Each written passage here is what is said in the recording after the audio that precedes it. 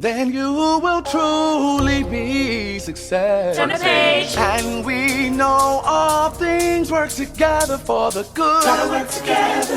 The good. Gotta work together. Oh. And we know all things work together for the good. Gotta work together. The good. To those who love God. Keep God's word on your lips. To those who are called. Meditate on it day and night. According to His Careful purpose. to do what Purpose. He says. It's His purpose, not mine. And we know all things work together for the good. Gotta work together. The good. Gotta work together. Oh. And we know all things work together for the good. Gotta work together. The good. To those who love God. Keep God's word on your lips. To those who are called. Meditate on it day and night. According to His Careful purpose. to do what Purpose. He says. It's His purpose, not mine. 3 John, the first verse says this: "The elder, to my dear Gaius, whom I love in the truth. Dear friend, I pray that you may enjoy good health and that all may go well with you, even as your soul is getting along well. It gave me great joy when some believers came and testified about your faithfulness to the truth, telling how you continue to walk in it. I have no greater joy than to hear that my children are walking in the truth. Dear friend, you are faithful in what you are doing for the brothers and sisters, even though they are strangers to you. They have told the church about your love. Please send them on their way in a manner that honors God. It was for the sake of the name that they went out, receiving no help from the pagans. We ought, therefore, to show hospitality to such people, so that we may work together for the truth. I wrote to the church, but Diotrephes, who loves to be first, will not welcome us. So when I come, I will call attention to what he is doing, spreading malicious nonsense about us. Not satisfied with that, he even refuses to welcome other believers. He also stops those who want to do so and puts them out of the church. Dear friend, do not imitate what is evil, but what is good. Anyone who does what is good is from God. Anyone who does what is evil has not seen God.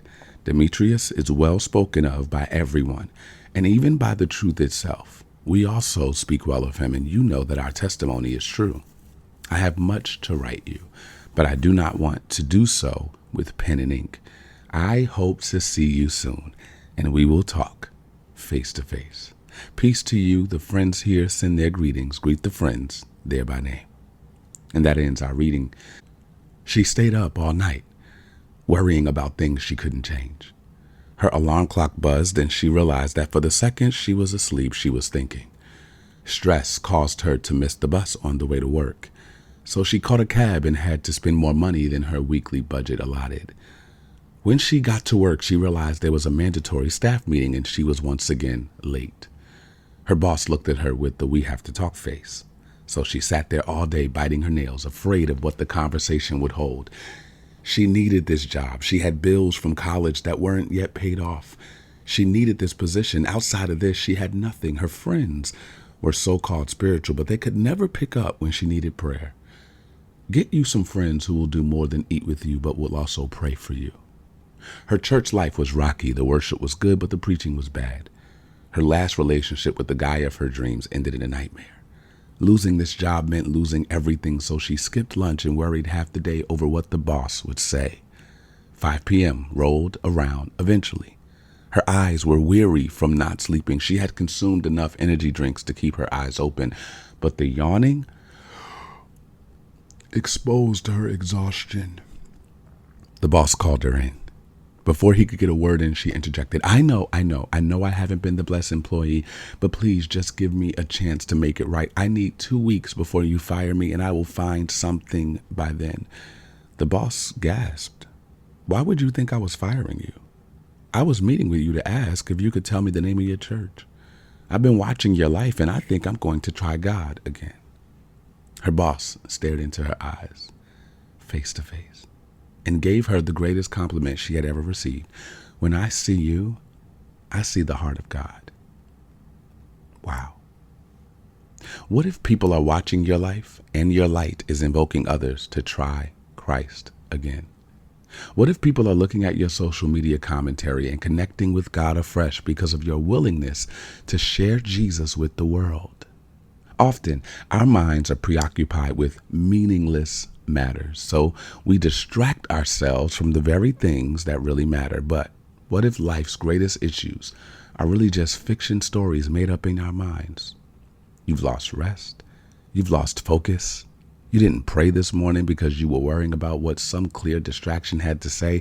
You arrived to work late. You're not taking care of yourself because somewhere along the line, God became last but not least. Listen, I am no one to judge. I am an ex-workaholic.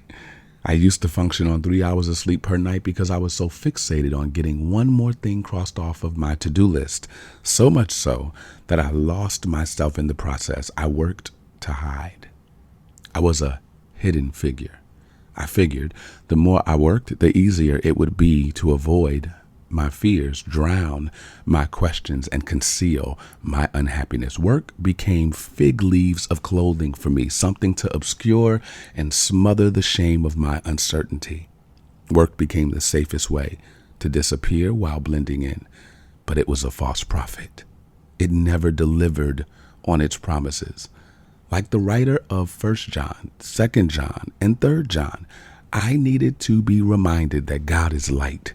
God is love. Anything that came to dampen my light was also trying to destroy my witness.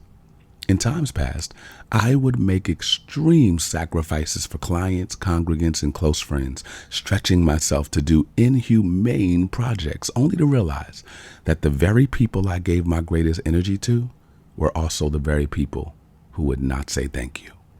I used to adjust my entire day to make the impossible happen for people who would make these outlandish demands and then forget to pay me, or forget to show up, or forget about me until it was time to use me again. Oh, but I am growing up and waking up, and so are you. Every time you worship, you see Jesus face to face. Those 3 words from our reading today, face to face, hit me in a special way. I know, in context, that the writer is rattling off as much as he can in anticipation of their earthly reunion. I know that he is anxious about their meetup so he can do more than right. They are looking forward to fellowshipping one with another. During these days of pandemic and restlessness, I think we get it now more than ever before. But the excitement and the tone and tenor of this letter made me think about how one day I will see Jesus. One day the pain will be over. One day the bills will be over, and I will behold him face to face. I won't have to worship through pen and ink. I won't have to wait for the mailman to send my letter. I won't have to wait for the church to open. I won't have to make an appointment. I will be at the throne of God, worshiping him all day. I have learned to look at my life and the things that so easily preoccupy me through the lens of eternity. I'm awake now, and part of waking up includes going to sleep. Part of waking up includes resting well. The mistake I will never make again is sacrificing my rest at the altar of somebody else's unrealistic demands. I will not burn out to keep someone else warm. Jesus paid it all, not me. Rest is in order. It is a commandment. When you do not rest, your vending machine called life is out of order. Failure to honor your time of rest assumes God needs your help to fix or finish what you are not responsible for. So rest, recharge, recalibrate. Most of us remember that a day is coming, as the writer of 3 John reminds us, when we shall be like him. In other words, we still have a long way to go. God is still working on each of us. I encourage you to behold him face to face. Use your sanctified imagination and think on a day when deadlines, expectations, and evaluations will be over. Then we shall see Jesus. And oh, what a day of rejoicing that will be. It's day 87 of our 90-day challenge. And about 40 days ago, I asked an important question. How's your heart? Because I think that many times we do a lot of planning for productivity on the outside of us without really pausing to pay attention to the person on the inside. What's going on with your heart? Because out of the abundance of the heart, the mouth speaks. But today, day 87, I don't want to ask, how is your heart? I want to ask, how is your health? Listen to the opening lines of 3 John. It says this: the elder, to my dear friend Gaius, whom I love in the truth. Dear friend, I pray that you may enjoy good health and that all may go well with you. I pray that you may enjoy good health. It's one thing to have health. It's another thing to have good health. It's one thing to have a report. It's another thing to have a clean bill of health in that report.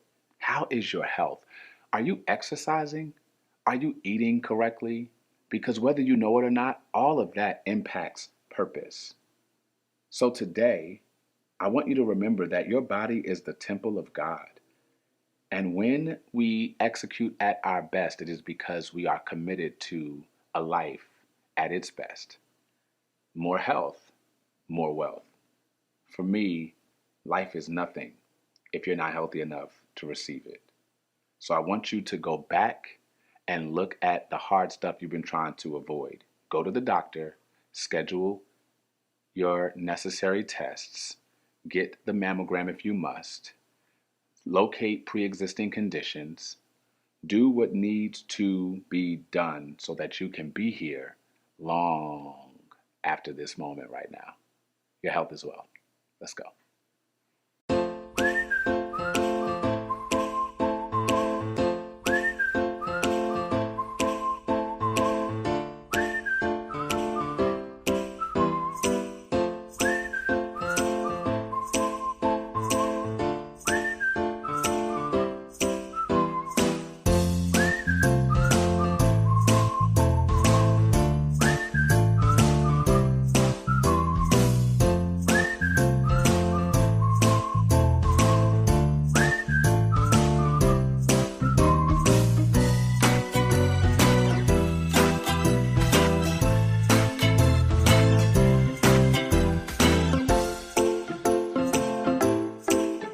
Stop giving up. Nothing is impossible. Yesterday, you said tomorrow. So just do it! Back in the day, they used to have something called devotion service, where every song sounded like the song before it. If you know about devotion service, put your hands together right here. Oh, this little light of mine, I'm gonna let it shine. This little light of mine, I'm gonna let it shine. This little light of mine, I'm gonna let it shine. Let it shine, let it shine, let it shine. Now y'all join in, come on, say this little light of mine, I'm gonna let it shine. I'm gonna let it shine. Oh, this little light of mine, I'm gonna let it shine. Yeah, this little light of mine. Come on, you say it. I'm gonna let it shine. Let it shine, let it shine, let it shine.